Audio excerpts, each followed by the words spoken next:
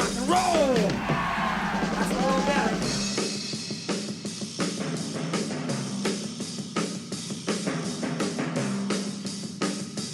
Teenage savages go wild in a juvenile jungle of lust and lawlessness.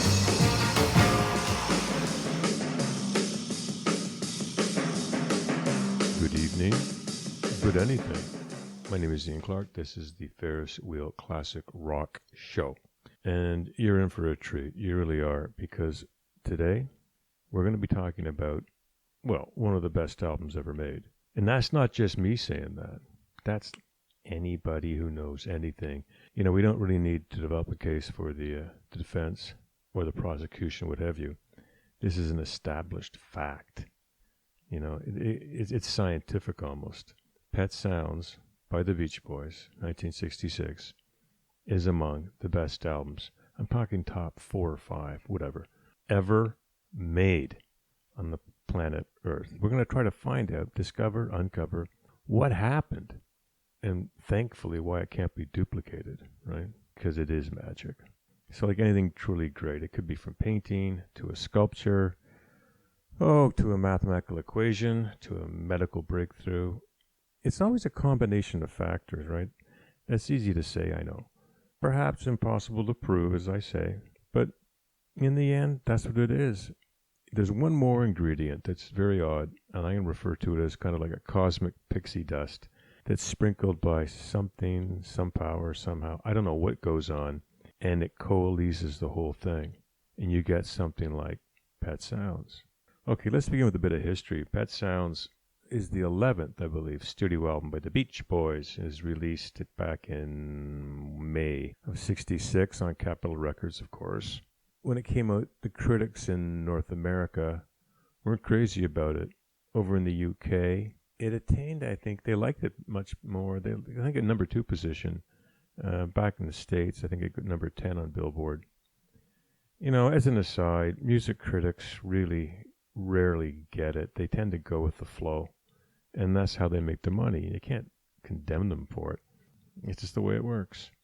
Capitol promoted it as, quote, the most progressive pop album ever. Well, for once, the promo guys were right. It was, and in a way, still is. It was ridiculously sophisticated for a pop album. It just, you know, usually it's 4 guys on guitars. It was absurd. Now, let's keep it in mind when this happened, 66, so he really began in 65. What was around at that point in terms of, I won't call it competition, but what else could you expect if you were alive in 1966 and had the radio on? And that'll also help put it into perspective, because this is the stuff Brian Wilson was influenced by. So in 66, Dylan released Blonde on Blonde on the same day as Pet Sounds. Good Lord, they should make that some kind of that music day in the U.S., right? Everyone gets it off, and they can run around the streets singing either stuff from Blonde on Blonde or Pet Sounds. Who else? The Rolling Stones put out stuff, as they always did in the 60s. Mamas and Papas, big year for them. Simon and Garfunkel, Rascals, Donovan Leitch. What else was out then? Songs like Winchester Cathedral, catchy song. Bus Stop by the Hollies. Day Tripper by the Beatles. These Boots Are Made for Walking by Frank. No, I know it's Nancy Sinatra. I'm a Believer, written by who? Neil Diamond, and sung by the Monkees. Lightning Strikes by Lou Christie. Great voice, Lou Christie. The Pied Piper, sung by Crispian St. Peter's. The Pied Piper, I know that. The Pied Piper, trivia on that was co-written by a fella. What is his name? He's a co-producer, co-creator of the Woodstock Rock Festival. Artie, anyway. Working my way back to you, The Four Seasons, Cherry Cherry by Neil Diamond. Summer in the City, Love and Spoonful. Yeah, you see, the point here, this is a singles setup. The record companies wanted you to buy singles. That's the point. The markup was better than an album. That's why in the B-side of a single, you often got kind of crummy stuff. The idea was you had to buy another, 45 to get the second good song on the album. So they're not totally insane. They got to make a buck, eh? They got shareholders. So very shortly before Brian Wilson began formally recording Pet Sounds, the Beatles released Rubber Soul, another amazing album. And that album, Rubber Soul, arguably, I love that term, arguably, but it's true, arguably is one of the first concept albums. And I know it's not a concept album, but in a way, it's what they call album-centric rock. I like that. It's not just covers or fillers like a lot of the early Beatles stuff, right? Rubber Soul, you got the feeling there was a cohesion to it, all right? Now then Pet Sounds, Brian Wilson heard that, of course, and started off on Pet Sounds. It was his inspiration. Remember Pet Sounds, no Sgt. Pepper, right? According to Paul McCartney and George Martin. When he started Pet Sounds, he would use a lot of studio musicians, and he had to get the best in the Beach Boys. You can't blame them. They're not the best, instrumentalists, great singers. But yeah. So this is a quote from a guy named Jerry Cole. Jerry Cole was a guitar player, a session guy back in the 60s. Quote, "The first time I walked into a Brian Wilson session, I thought he was just another dumb kid. I had played 12-string on the Byrds' Mr. Tambourine Man, and I thought this was just another kid project. But we'd walk out of Brian's sessions shaking our heads saying, this son of a bitch is either crazy or he's an absolute genius. And the latter came to pass. He knew exactly where he was going, all the piano parts, guitar parts, bass, drums, vocals. He knew exactly how they were going to fit in this kind of Brian Wilson jigsaw puzzle. And they did." Okay, some more context. What had the Beach Boys been doing just prior to Pet Sounds? Well, they had, Summer Days, Summer Nights was released in June 65, and that was 3 months after the Beach Boys Today. Boy, they were busy. And there was some great songs on those albums, right? Help Me Rhonda, I guess everybody knows. Let 'Em Run Wild, that's a great song. A little something called California Girls. Carl Wilson, here's a quote from Carl. He said, quote, "It was around Summer Days that it became evident to me that Brian was evolving very rapidly on many different levels. If one song offered a big clue that he was taking pop music to a new level, it was Let 'Em Run Wild. I remember first hearing the track in the verse. There are so many different parts, themes, and lines." Yeah, that's from the late, great Carl Wilson. So you can see what Brian was up to. The level of sophistication was almost absurd. We weren't really playing with Louie anymore. By the way, keep in mind, Brian Wilson was 24 years old when he wrote and produced one of the greatest pop records in history. I'm not sure what I was into 25, but it sure wasn't that. The other aspect we should mention of this strange mix, and it's hard to mention it because I don't want people to think that it's in any way supremely influential, is the role of drugs in the making of Pet Sounds. Those who know the Brian Wilson story know that he has had psychological issues, you can say. The poor guy's been burdened for 60 years with problems. A lot of it was brought on by just overusing LSD in the mid-60s and tons of their dope. And Brian just got burnt out, and it took him 25 years to recover. But it's a story that ends well. He did recover. However, that said, Brian was on a fair amount of LSD during the making of Pet Sounds, and he said that it opened his mental state. So, again, this is not, obviously I'm not going to advocate anything like this, but it was there. I mean, Keith Richards has gone on about the use of, well, as if Keith has to go on about the use of drugs. But he was a heroin addict during some of their best albums. So I don't know what that's supposed to mean. Probably in spite of the drugs, they did it. So in April 65, Wilson took LSD and he said that he saw the face of God. This is a very common statement, belief by many who've taken LSD. I mean, get in line, Brian, on that one. But the problem was, about a week after, he began suffering auditory hallucinations. What a terrifying thing. And in a way, he's taken the medication to combat it, but he never really was the same. Now, at this time, he met up with a guy named Tony Asher, who was a 26-year-old copywriter at a ad agency, who wrote jingles. Not many jingles anymore, but there used to be a whole bunch of them. and he made his living doing that. And he said that he agreed to work with Brian. He couldn't believe he got the call. Here's a quote from Tony. We didn't write anything the first day. Brian just played some stuff for me. I've got a couple of tunes, he said, but I don't know if I want to put them on the album or not. One of them was My Childhood, which became You Still Believe in Me. I wrote the words at home apart from Brian. He was very pleased with what I came back with. Looking back, it never occurred to me that Brian would listen to what I had written and say, you know, this is great. Thanks a lot. Let me call you if I want you to do some more. Normally, I was a bit apprehensive whenever I presented a new commercial to my boss or whatever, but that wasn't an issue with this album. I can't explain why. Brian was happy, and he said, what kind of schedule do you want to work on? So we figured it would take a couple of weeks to write the album. So I went to my employer and said, I got to have a 2 or 3 week sabbatical. And my boss said, go for it. You know, I don't know who Tony Asher's boss was at that time, but he should get some points on Pet Sounds. What a great guy. Yeah, go for it. Just get out there and do it. Why not?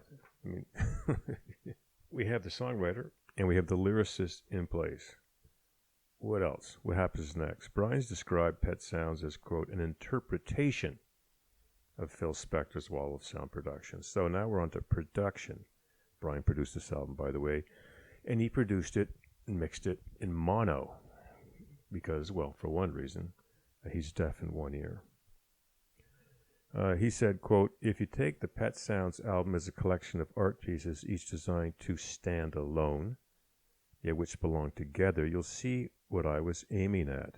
It wasn't really a song concept album or a lyrically a concept album. It was a production concept album. Isn't that great? A production concept album. You'd never, ever get that kind of thing today. Anyway, it is when you listen to it.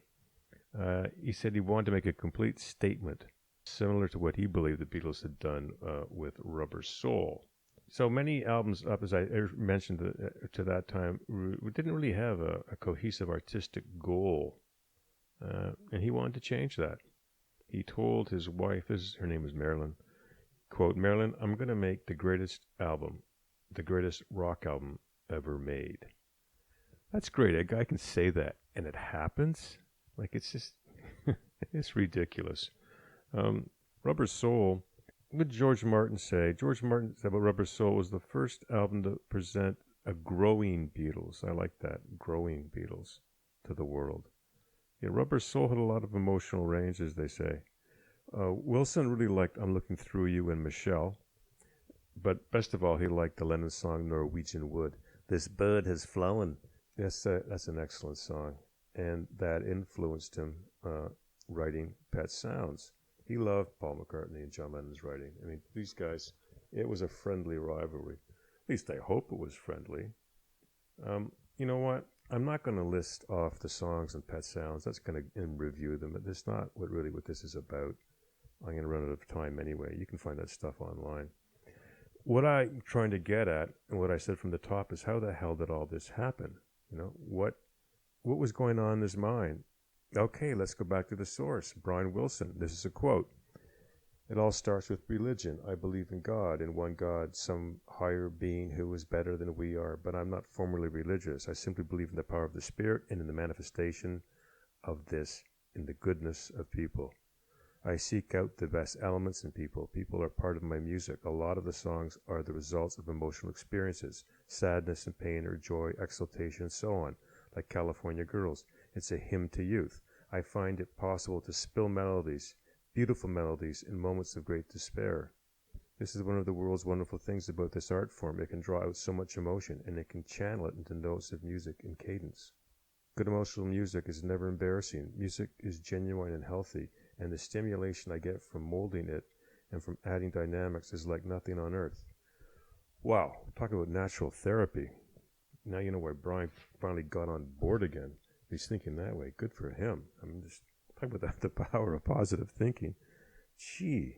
So again, that's probably it's probably the most important quote of this podcast that you're going to hear. Let's talk a little about the instruments. Remember, this is 1966, where you usually had what? Maybe two guitars, electric bass, drums, boom, like a Beatles setup. What did he use? Well, let's see. He had a glockenspiel, ukulele, accordion, an electro theremin, bongos, harpsichord, a viola, a violin, a cello, trombone, Coca-Cola bottles. I know that. Probably at the beginning of Caroline, no, right? And bicycle bells. He had about the average of 12 instruments per song. So again, it's just this just didn't happen in pop music. He did some, I think, about 2 instrumentals, right, on that.